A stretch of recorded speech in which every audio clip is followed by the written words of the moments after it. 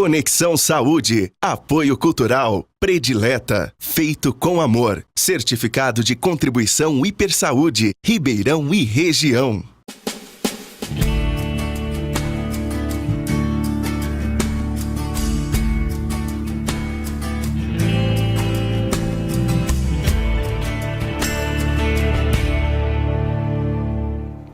Boa tarde, sejam muito bem-vindos ao Conexão Saúde deste início de ano e nosso primeiro mês está muito especial. Hoje é dia de falarmos sobre deficiência visual. Segundo dados do IBGE de 2010, no Brasil, mais de 6,5 milhões de pessoas declaram ter alguma deficiência visual. 500 mil são incapazes de enxergar, são cegos, e 6 milhões de pessoas possuem baixa visão ou visão subnormal. Esclareceremos um pouco do assunto com a ortoptista Lídia da Cruz Marques, formada em Ciências Sociais pela Unesp, doutora em Educação Especial pela Universidade Federal de São Carlos e também formada em Ortóptica pela Unifesp e presidente da ONG ParaDV, que é para deficientes visuais, aqui de Araraquara. E ela já está aqui no estúdio com a gente. Lídia, muito obrigada por aceitar o nosso convite para participar aqui do Conexão Saúde. Para a gente é um prazer, é uma alegria. Para mim, você sabe que é uma alegria imensa, né, tê-la aqui. Então, que seja bem-vinda. Tá. Boa tarde, né, a todos os ouvintes. Boa tarde, Pri. Eu que agradeço o convite para estar aqui falando sobre esse assunto, que é a paixão da minha vida, né, e especialmente estar representando a equipe da ParaDV. É isso mesmo. Lídia, eu acho que existe sempre uma confusão, né, em relação à deficiência visual. As pessoas acreditam que somente as pessoas cegas que são deficientes visuais. E na realidade tem a visão subnormal, a visão, a baixa visão, né, que a gente fala. Você poderia explicar um pouquinho pra gente as diferenças, os graus, enfim? Então, a gente só caracteriza que a pessoa tem deficiência visual quando ela tem algum dano à estrutura ocular ou das vias ópticas, né, que vai até o nosso cérebro, que faz processamento da visão. A gente tem algum dano a essas estruturas que não pode ser revertido, ou com tratamento clínico ou com cirurgia, e que também não é corrigido com o uso de óculos. Então quem tem miopia, astigmatismo... Não entra nessa estatística. Não. São pessoas que têm danos às estruturas e que são irreversíveis. E aí, dentre esse universo, a gente tem uma gama imensa, desde pessoas que têm cegueira total, que não percebem nem luz, pessoas que percebem luz, pessoas que percebem vulto, até aqueles que têm alguma visão residual muito útil, que eles usam para realizar uma porção de tarefas. E não é uma visão normal, é a visão reduzida. A gente antigamente chamava visão subnormal, agora atualmente o termo melhor empregado é baixa visão. Mas entre essa gama toda, a gente tem muitas diferenças. De baixas visões. De baixas visões, com necessidades especiais muito diversas, né? Nesse grande universo, que é a baixa visão até a cegueira. Ótimo. E lá na ONG ParaDV, que é para deficientes visuais, quando foi fundada? Você é diretora, presidente hoje da ONG. O que a ONG faz? Então, quando a gente tem deficiência visual, seja baixa visão ou cegueira, a gente precisa de muitas ações especiais para garantir que a pessoa, tanto a criança possa ter um desenvolvimento pleno, como garantir que a pessoa possa ter uma vida plena, incluída no ambiente de trabalho, no ambiente escolar, no ambiente social, né? Mas para isso a gente precisa de algumas ações especiais para propiciar principalmente a acessibilidade da pessoa. Né? Então a ParaDV ela surge dessa necessidade, porque você tem que garantir para essas pessoas meios para que elas possam sim desenvolver ou estarem atuando incluídas em todos os ambientes. Então a ParaDV tem essa finalidade de propiciar esses meios. Ótimo. Né? Quando que uma mãe percebe que seu filho, você tem toda essa experiência, né, no segmento, na área, que seu filho tem algum probleminha ou que ele não enxerga, já desde muito pequenininho, Lídia? Então, isso vai variar muito, porque depende também da época em que o problema, essa patologia visual que causou dano às estruturas, ela vai aparecer. Entendi. Então, nem sempre ela é congênita. Ela é congênita de duas... quando ela é congênita, ela pode ser hereditária, mas Correto. não é de uma... não apareceu pai, mãe, mas às vezes muito longe, que as pessoas geneticamente... Né? Mas ela pode ser congênita por uma infecção durante a gravidez, toxoplasmose, citomegalovírus. Ela pode ser por intercorrências, tipo prematuridade, anóxia durante o parto ou nos primeiros dias de vida. Então ela tem, e pode ser alguma doença que ela não se mesmo genética, que ela não se manifesta logo ao nascer, ela vai se manifestar no fim da primeira infância, na adolescência ou mesmo até na vida adulta. E outras doenças que vão aparecer só no idoso. Então, assim, é um universo muito variável, né? Agora, quando existe a deficiência visual assim que nasce, você depende do grau da deficiência para você perceber também se a criança tem. Tem isso, né? Ou de algum movimento dos olhos. Às vezes a falta de contato visual. Normalmente a gente espera que uma criança sorria com 1 mês, porque ela imita.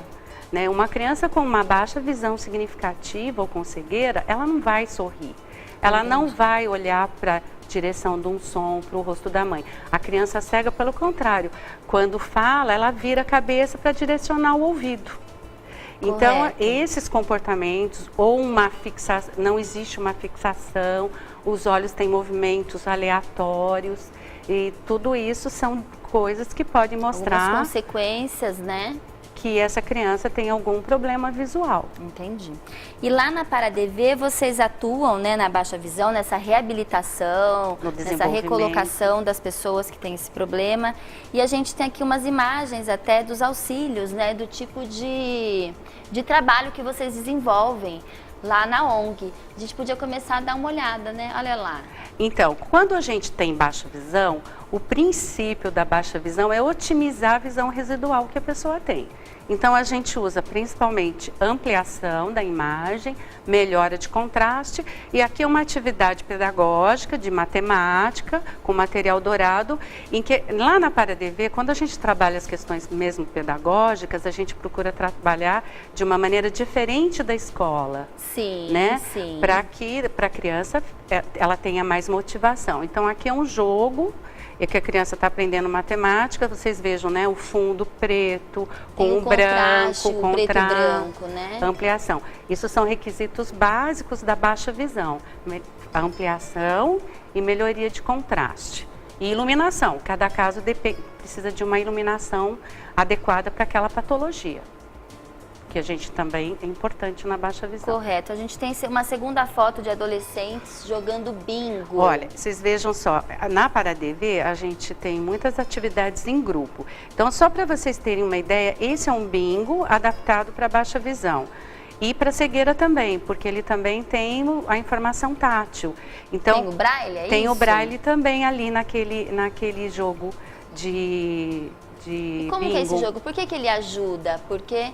Ele tem a letra mais maior? fácil de ver, preto e branco, bastante contraste. Tá. E o amarelo? E o amarelo, para quando ele vai acertando, né, os números, ele vai preenchendo com amarelo.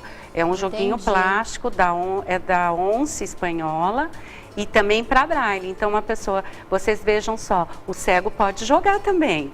Claro, desde que você tenha essa claro, acessibilidade, que você tenha meios e que ele possa participar. Claro, a sociedade precisa pensar, né, em tudo isso. Infelizmente, a gente não tem toda essa estrutura ainda para todos os lugares, enfim, todas as... E a leitura com auxílio óptico, a gente tem também, que é a figura 3. Olha, então assim, para as pessoas, você faz ampliação e faz contraste, você pode usar os auxílios ópticos, que são lentes especiais que ampliam o tamanho da imagem. Porque é importante a gente deixar claro para quem está em casa que a pessoa que tem uma visão baixa não tem óculos que faça ela enxergar mais, né? Não é como a gente tem miopia, a gente coloca e enxerga direitinho. Não, quem tem baixa visão não tem o que fazer, né? Tem que pôr uma lupa ou realmente esse tipo de aparelho, né? Não é, Lídia? Isso. Ela pode até precisar de óculos, mas o se óculos tiver não vai... miopia, mas se não vai resolver a baixa visão. Mas vai melhorar a visão pouca coisa, né? Ela vai continuar tendo dificuldade. Então, a gente usa auxílios ópticos, que são lentes especiais de aumento. Essa imagem que nós... Que a gente viu agora, que a imagem... A imagem mostra. Isso. Vocês vejam que é uma distância próxima. A maioria dos auxílios, eles têm distância mais próxima ainda para poder ler. E essa parte de auxílios ópticos, ela é feita em clínica, porque ela é uma área médica. Correto. Mas dentro da ONG a gente se utiliza Faz desses recursos. Adaptação. Faz adaptação e utiliza desses recursos também. A gente tem a próxima imagem de um aluno lendo a lousa com monóculo também, que eu acho bárbaro, que é a quinta foto, que o monóculo é uma maneira da... O monóculo é como aquele sistema de binóculo que a gente está acostumado para ver longe, só que ele pode ser, às vezes, binocular para os dois olhos e pode ser monocular. A gente utiliza principalmente para leitura na lousa, como auxílio de deambulação, os binoculares para pessoas idosas, para atividades esportivas, para teatro. Então, esse é um outro tipo de auxílio óptico usado para a visão de longe, que são os telesistemas que a gente... É isso mesmo. Se utiliza. E temos ampliação com a lupa eletrônica também. Tem a lupa... Eu acho tão importante a gente mostrar, para a gente mostrar essa outra realidade, né? Quem não tem deficiência não tem noção da realidade das outras pessoas, de quem tem deficiência. Que existem todos esses aparelhos, toda essa estrutura, né, Lídia? Então, ali nessa imagem, a gente está vendo uma lupa, um auxílio eletrônico, né? Que faz ampliação e ele também, vocês vejam que ele melhora contraste, faz contraste reverso. O material é fundo branco com letra preta e a lupa transforma num fundo preto e numa letra branca. Agora uma pergunta, as pessoas, os pacientes com esse tipo de... É uma dificuldade, né, de ler com uma lupa eletrônica, porque vai lendo palavrinha por palavrinha, aumentando. Não dá uma certa preguiça de ler um livro? Então... Tem algumas reclamações, assim, tem. Nossa, até ler tudo. O uso de auxílios ópticos, ele não é fácil. Então, ele depende muito dos aspectos psicológicos da pessoa, né? Da motivação. Sim. Ele é indicado para alguns usos, ele tem usos e ele tem limitações. Então, não é para tudo que ele vai ser utilizado, diferente do óculos comum. Ele é utilizado para algumas atividades. Então, Correto. Por exemplo, para longe, só quando a pessoa está sentada. Só que ele também diminui o campo de visão. E como você falou, quando você amplia, você tem muito menos informação naquele espaço. Você vai pegando parte por parte, palavra por palavra. Isso exige treino para que a pessoa consiga ter mais efetividade com o uso de auxílios ópticos. Mas o aspecto motivacional é o mais significativo para a pessoa se adaptar. E vocês trabalham ópticos. Bastante na ONG, na ParaDV, o aspecto motivacional? Sim, a gente tem um trabalho com o psicólogo, né? Ótimo. Porque existe toda uma questão de adaptação à deficiência quando a pessoa perde visão, seja ela baixa visão ou cegueira, e também tem a questão da família, né? De aceitação da deficiência. Sim. E sem você superar essa fase, você não vai querer usar um auxílio óptico, como uma cadeira de rodas. Se você não aceitou a sua condição para se locomover com a cadeira de rodas, você não vai utilizar aquela cadeira de maneira eficiente. Com certeza, é isso mesmo. E a gente tem a imagem 7, que é o programa de computador também?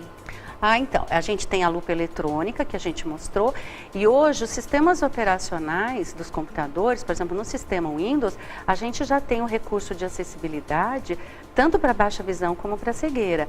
E além disso, existem programas especiais de baixa visão, para uso do computador e para cegueira também. Nesse caso, é um menino nosso, da ONG, ele está utilizando um programa que a gente chama de Magic, de ampliação de imagem, e ele também tem voz se você precisar juntar as duas coisas. Que maravilha, que maravilha. Então você e aí a gente, qualquer programa que seja utilizado no computador, vai haver ampliação. E a ampliação é definida de acordo com a necessidade. Cada caso precisa de uma ampliação diferente. Eu queria agradecer primeiramente a Inês Janine, que sempre me produz para todos os programas do Conexão, e também o Recanto das Margaridas, lá com o Guto Franzini, que também produzem meu cabelo, fazem minha maquiagem para todos os programas. A gente vai para um pequeno intervalo e fiquem aí para conhecer o atleta paralímpico Alex Viana. Muito legal, pessoal, a gente já volta.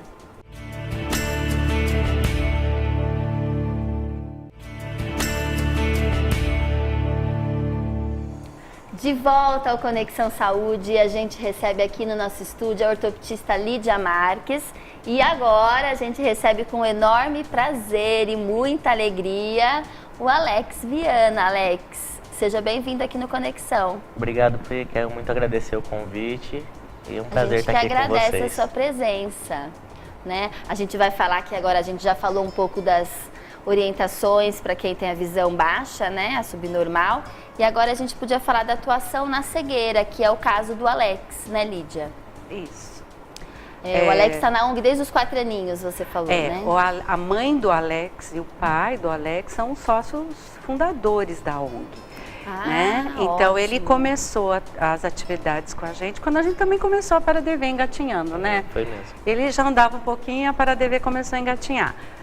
E hoje a gente tem a satisfação de ver saber o que resultado, todo o trabalho teve esse resultado maravilhoso. Teve esse resultado maravilhoso, que é uma forma de mostrar, não só pra gente como incentivo, mas de mostrar para todo mundo que é possível. Que é muito possível, muito. Eu preciso contar para vocês, eu falei que eu não ia contar para não perder tempo, mas eu preciso contar o dia que eu conheci o Alex.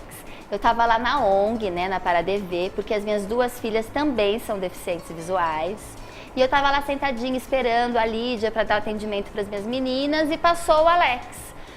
Todo desenvolto, falando com propriedade, professor de educação física, chamando todas as pessoas que estavam lá, acho que eram cegas também. Vamos, gente, vamos fazer exercício, vamos lá, tal. E foram. Eu fiquei pensando, eu falei, nossa, será que ele é cego ou não?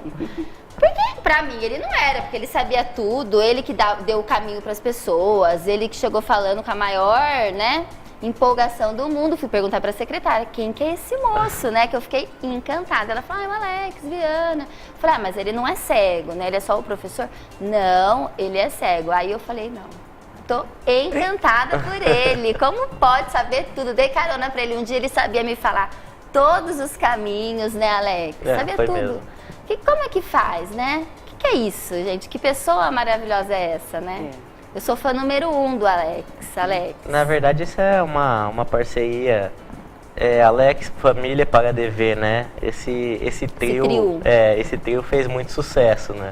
Porque os meus pais, não só como fundadores da ONG, mas estando o tempo todo comigo também, sempre deram esse direcionamento, essas descrições de locais, de como era cada local, o que tem cada um deles, onde tem obstáculo, onde não tem. Então eu ia montando esses mapas mentais, né? Isso me ajudava a me localizar melhor, paralelamente ao trabalho que a gente fazia lá na Paradevê também, com a Lídia, com a pedagoga, com o TO, enfim, todo esse trabalho em conjunto mesmo. É isso mesmo. Vamos mostrar a imagem 8 aqui, são começar as técnicas para reabilitação, né, e inclusão, né, do deficiente visual, da pessoa cega aqui a bengala. Isso. Na cegueira, a gente se utiliza de técnicas de substituição da visão. Okay. Então, a gente tem um programa que é chamado Orientação à Mobilidade, que não é simplesmente o uso da bengala correto, porque tem que existir todos esses esquemas mentais de noções espaciais para poder se locomover, ir de um lugar para o outro, porque não adianta saber usar bengala e não saber para onde vai. Não é simplesmente ter a bengala. Isso. E esse trabalho vai começar com o bebê. Desde pequenininho. Desde pequenininho, no desenvolvimento motor, no conhecimento do espaço, nas noções de tamanho. Tudo isso, a gente quando pensa que aquela criança, a gente vai colocar uma bengala para ela ir na escola com autonomia, se locomover dentro da escola com autonomia com 8, com 9 anos, a gente, quando era bebê, a gente já trabalhou todos esses passos para que isso pudesse acontecer. Com mais naturalidade, do jeito que eu vi o Alex fazendo, que a gente fica em dúvida. Fica em dúvida. Então não é simplesmente um uso da bengala, é muito todo mais trabalho, que isso. Né? Que é o mais importante, né? Com Ter certeza. Toda espaço, essa noção. né? E a gente também tem aqui uma imagem de maquete, então pela maquete dá para a pessoa palpar e perceber os espaços, é isso, Lídia? Olha, ali na verdade, é um trabalho em grupo. Todas essas pessoas, inclusive está o Alex ali, são do grupo de adultos da ParaDV. Eles conheceram um lugar e depois eles foram trabalhar esse lugar com uma maquete, era um clube. Então ela está até fazendo no crochê uma redinha para fazer o gol, né? Foi aqui no estádio da Ferroviária. Eles foram conhecer a Ferroviária, então conheceram tudo e depois faz uma maquete daquele ambiente. Né? Então é assim que a gente vai trabalhando essas questões espaciais. Porque a ideia era essa mesmo, de fixação, né? Não só que eles conhecessem, mas que eles soubessem reproduzir. Então essa foi a ideia que a gente teve, passou para eles adoraram a ideia e fizeram essa reprodução do estádio aí que ficou muito bacana. E um trabalho em grupo, né? Vocês deixam massinho. Eles é que foram pedindo os materiais, né, Alex? Isso, eles escolhiam com o que eles queriam fazer, qual parte, o que colocar, o que não colocar na maquete. Foi tudo autonomia mesmo para eles, né? E agora a gente tem uma imagem do método Braille de leitura e de escrita também, né? Para quem... O Braille, que é o Braille? O Braille é uma escrita e leitura tátil, são os pontinhos em relevos. Cada célula que equivale a um símbolo é uma composição de 6 pontos. E ali é a reglete com o punção, que é para escrita manual, né? E acho que numa outra imagem vai aparecer a máquina de escrever Braille. Vocês vejam só, ela tem 6 teclas, né, e uma de correção, mas para escrita de tudo? Escreve tudo. Com essas 6 teclas? Porque cada uma dessa tecla, ele é um lugarzinho dessa célula. Porque as células são uma composição de 6 pontos e cada tecla corresponde a um lugarzinho desses pontos. E é muito difícil aprender Braille, Alex? Não, eu acredito que a dificuldade seja a mesma de uma alfabetização comum, né? É mais ou menos o mesmo tempo, a mesma situação. Como a criança está em fase de aprendizagem, ela vai ter essa facilidade para pegar esse sistema novo, né? Você lê e escreve em Braille? Eu leio e escrevo, isso. Ou embora hoje eu use muito mais o computador, mas o Braille ele está bem presente. Inclusive a medalha aqui, eles escreveram em Braille atrás da medalha e tal. Justamente porque é o código universal de comunicação do cego. A gente não falou, mas o Alex, ele é paralímpico, né? Ele é atleta paralímpico de natação, é isso, Alex? Isso mesmo. Já ganhou quantas mil medalhas por aí? Tô com 291 agora. 291 medalhas, parabéns, viu, Obrigado. Alex? Parabéns. E a gente tem mais aqui uma imagem, uso do soroban para cálculo matemático, é isso? É assim que fala, Lídia? Isso mesmo. O soroban é uma outra técnica que a gente se utiliza para o cálculo matemático. Ali também o soroban, ele é oriental, né, a origem dele, e aí dá para fazer uma porção de cálculos ali. É uma coisa extremamente difícil. Difícil de ensinar e de aprender. Difícil de ensinar e difícil de aprender, mas muito útil para o cálculo matemático. Para entendimento de todas as operações matemáticas. Na imagem 13 a gente também tem um aluno cursando informática com adaptação também, para quem Quando a gente tem, então, baixa visão, a gente usa softwares de ampliação. Na cegueira, a gente usa a substituição da visão pela audição. Então, são programas que vão falar o que está acontecendo ali no computador. E o acesso do aluno ou da pessoa é através das próprias teclas, né? Não vai usar um mouse, usa o acesso através das teclas. E aí a gente tem vários programas e é muito eficiente, né? Você pode navegar na internet, fazer tabela no Excel. Que maravilha, tudo, né? tudo, Hoje né, acesso Alex? a tudo, Ter com acesso toda a certeza. tudo. Então, a gente, por exemplo, nos adolescentes, o uso dessa ferramenta, a gente se utiliza disso, das redes sociais, para estimular a aprendizagem e o uso. E nas crianças que a gente está fazendo alfabetização, são joguinhos, com tudo isso eles vão se familiarizando com esse meio e sendo motivados para esse uso. E a gente até tem nos celulares, né? Nos celulares também. A gente também tem. Os aplicativos, né? A gente tem nos próprios programas iOS e do Android, a gente tem acessibilidade até com voz, com ampliação e o uso de voz. E a gente tem muitos aplicativos para cegueira e para baixa visão. Tem bastante coisa. Né? Uhum. Que maravilha. A gente tem uma fotinho de um bebê com deficiência múltipla também, fazendo estimulação lá na ONG, na ParaDV. Então, nós atendemos na ONG desde bebês, né? Qualquer idade. Os bebês, a gente trabalha muito com, que tenha não só a deficiência visual, outras deficiências associadas. É um trabalho muito interessante, novo.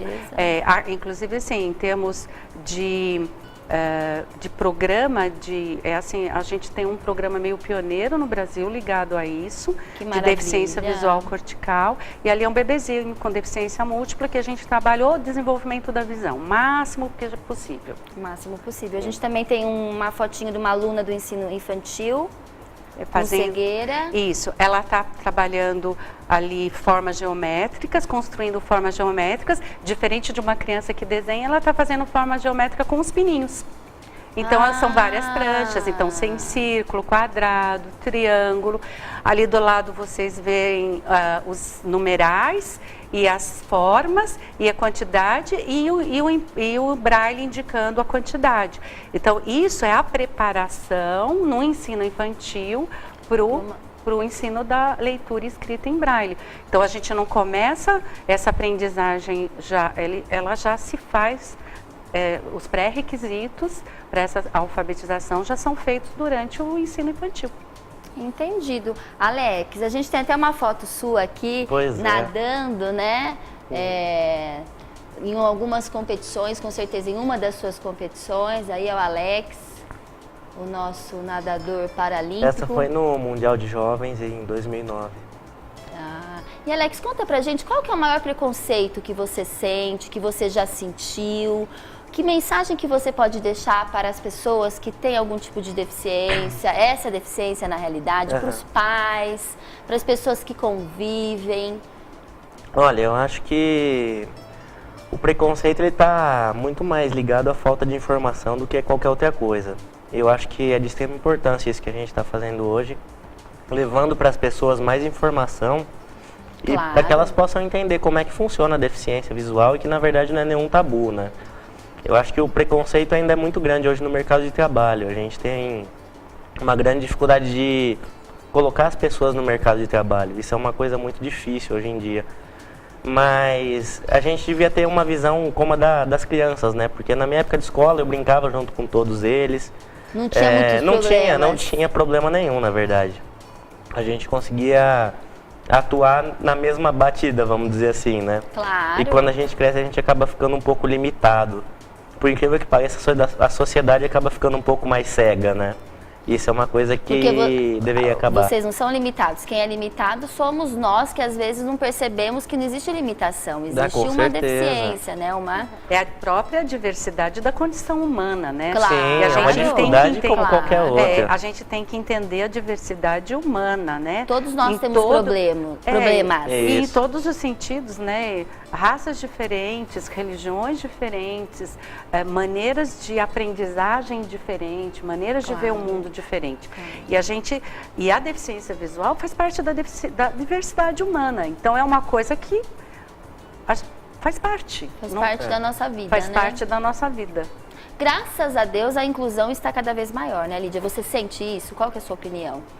Eu acredito que sim. Eu acho que eu já trabalho com baixa visão há mais de 30 anos, especialmente com cegueira há 27 anos. E a gente observa que existe muito mais aceitação. Embora a gente ainda tenha muita coisa para construir. Infelizmente, apesar de todos os conhecimentos, ainda é uma barreira. Mas faz parte, né? Faz parte. verdade. E a gente está aqui, disso. né, para isso. A gente tem que ter coragem, força e seguir em frente, né? Isso. Com toda E não certeza. desanimar dos sonhos, não é Não. isso, Alex? É verdade. Ué, porque um sonho vale a pena, né? Nossa, valeu muito a pena, com Com certeza. certeza. Eu queria agradecer a presença de vocês aqui. Infelizmente acabou o nosso tempo, mas eu agradeço de todo o meu coração a Lídia aqui, o Alex. Eu quero deixar uma homenagem aqui para as minhas duas filhas, que também são deficientes visuais e que a gente tem uma vida normal. A Lídia conhece elas. Lindas. E uma força, assim, para quem passa por qualquer tipo de deficiência que está em casa. Eu acho que nós que somos pais, que somos mães, nós sabemos que não importa o que a gente vai encarar, que a gente encara com muita força, com muito amor e com muita fé. A gente vai para um pequeno intervalo que a gente volta com a Cozinha Saudável.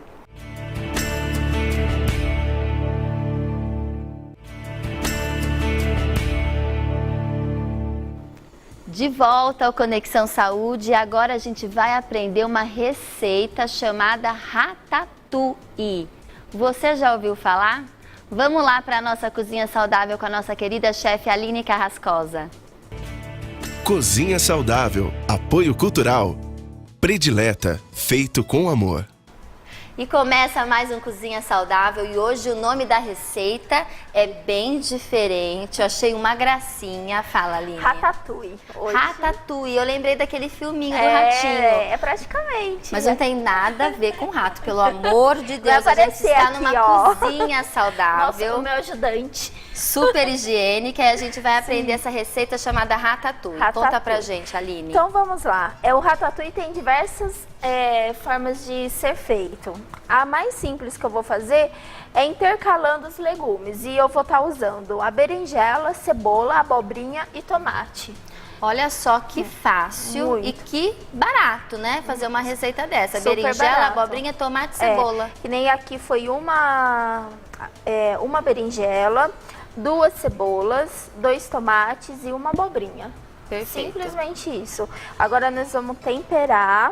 Eu vou expor os legumes. Aí temperar sal a gosto, orégano, pimenta do reino e um pouquinho de alho, depois eu jogo por cima, tá? Perfeito. Aí eu dou uma espalhada E você assim. tempera todos os legumes? Todos. Só salpicar mesmo e pode caprichar porque ele demora um pouquinho, né, pra penetrar, então você tem Você que ter sempre sabor. capricha, né, Aline, no tempero. No tempero A sempre. gente sabe que Tem esse que não ir, é né? o seu problema. Não. Aí você temperou, você volta eles no recipiente. Você já colocou pegar. tudo? Sal, Já coloquei. pimenta do reino e Já. orégano. Aí se precisar aqui, no caso eu já vou tirar mais, porque às vezes sempre precisa um pouco. Aqui. Olha Um lá. pouquinho. Porque depois ele vai, na hora de eu montar, vocês vão ver que ele vai meio que espalhar, ó. O que eu gosto das nossas receitas é que elas são fáceis de fazer e práticas. Super, né? Então a gente não Agora- pode reclamar muito Não. da dificuldade. Olha, e é assim, uma comida que você deixa pronta, montada. Às vezes você quer fazer no final de semana e deixa ela montada na geladeira rapidinho. E depois é só pôr no forno. Só pôr no forno. Então, como eu falei, tem outras formas, tá? Então, essa de cortar em rodelas, eu acho super fácil e fica a apresentação bonita.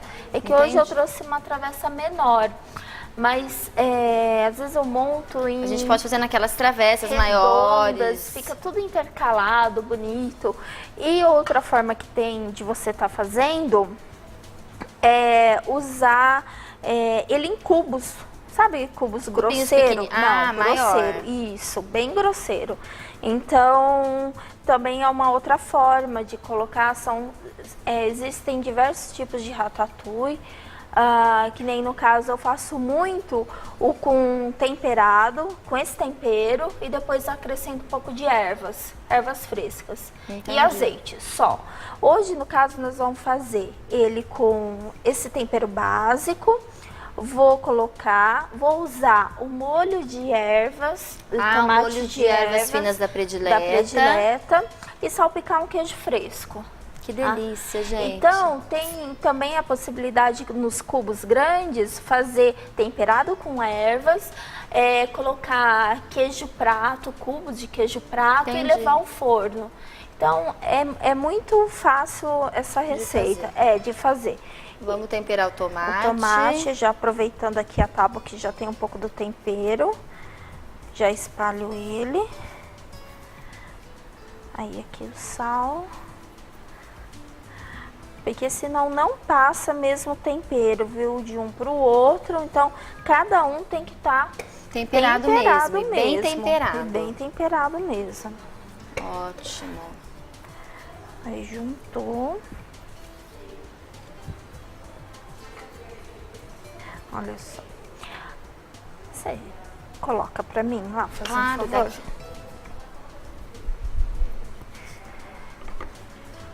Bom, então aqui eu vou começar a montar. Eu vou pegar. Não tem problema que saia, tá? Não tem problema.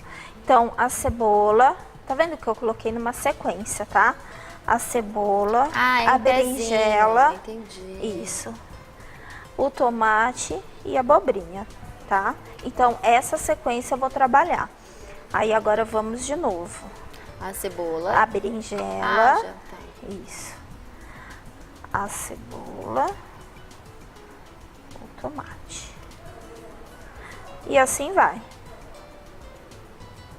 Eu vou aqui na sequência.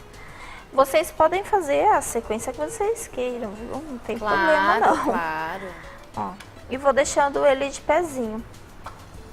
Entendi. Ele é muito Olha só fácil. que prático, olha essa receita. Gostosa. Deliciosa. Muito gostosa. Ela acompanha tudo, desde carne, peixe, frango, tudo. Ótimo. Tá? Pessoal, aí eu sempre fico com água na boca aqui com a Aline, viu? Aí o pessoal fala, nossa, mas que cebola, né? Um pedação grande, mas ela vai acabando murchando um pouco. E a hora que você vai ver, é a quantidade suficiente. Entendi. Então, imagine que eu tivesse uma travessa redonda e fazer toda a volta dela. Ela fica colorida, fica bonita. Aí você me fala, nossa, mas sobrou, né? Então, o que sobrou, eu vou encaixando. Entendi. Tá? Eu posso encaixar sem problema. Eu só não vou pôr tudo nessa daqui. Eu uso depois pra nós. Ótimo.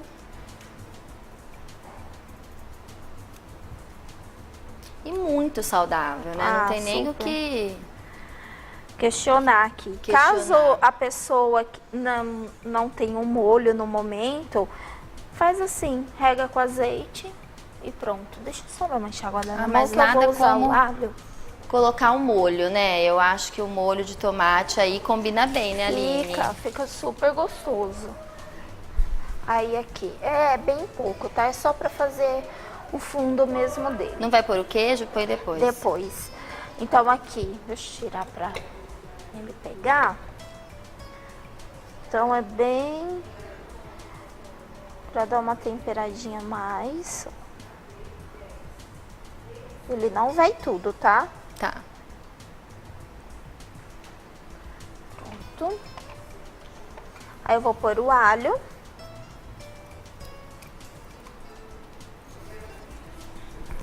Aquele alho nosso fritinho.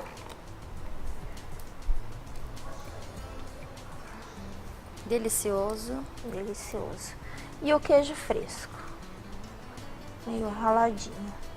Gente, que fácil fazer essa receita, e que gostosa, saudável, Muito. zero calórica, né? Só o queijo um pouquinho, esse queijo pode ser o queijo branco, né? No caso, né? Ele é. Quem não tiver, não tem problema, né? Ou quem queira colocar mesmo a mussarela. Que é Ou o não que necessariamente tem, colocar o queijo, não precisa não, também, né, Aline? Não precisa, eu faço sem queijo. Olha que delícia! E só levar ao forno. Fica quanto tempo no forno?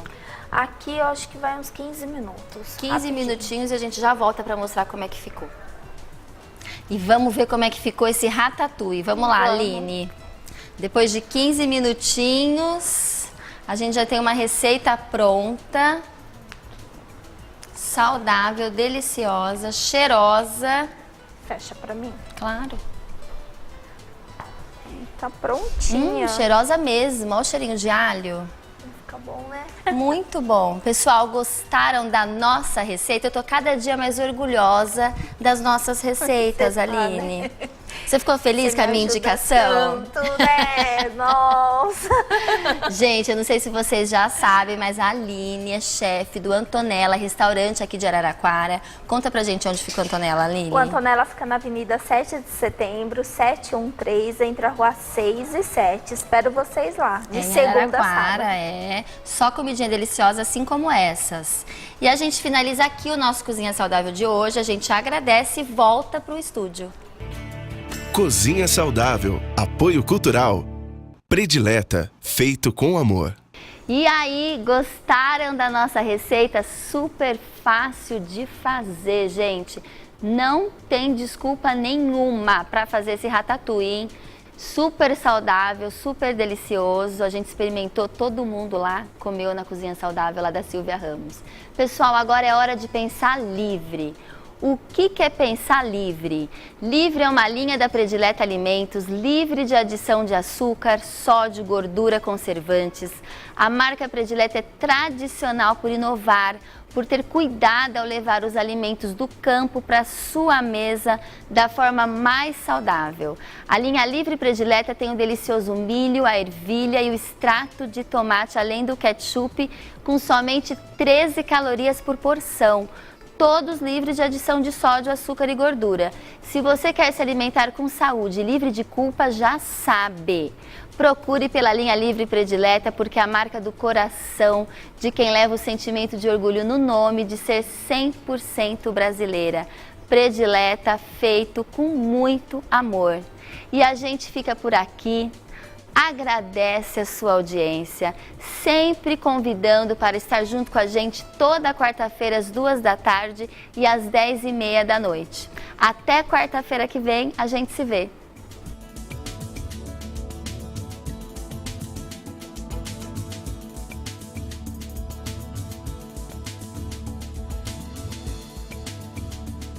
Conexão Saúde, apoio cultural, Predileta, feito com amor, certificado de contribuição Hipersaúde, Ribeirão e região.